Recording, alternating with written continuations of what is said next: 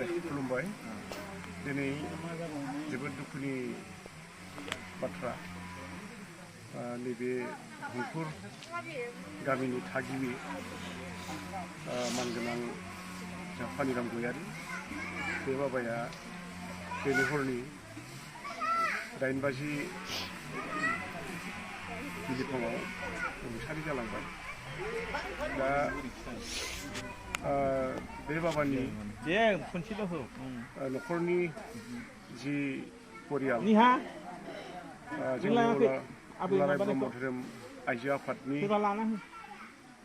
सबायश्री गयारी आइ बे आइनिनो आंगोनि बिहाव आरो बे आइनि फिसाय जोंहा गयारी बे बाबाया जोंनि गफुर आन्चलिक ब्रह्म धोरोम लाइमोन आफादनि सासे बोसोनगिरि। दा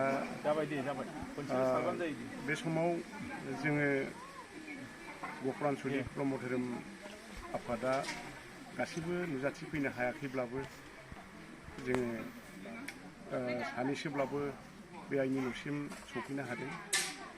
आं गफुर आन्चलिक ब्रह्म धोरोम आफादनि नेहाथारि जानानै बे बाबा रुंसारि जानायाव जोबोद दुखु मोनफादों।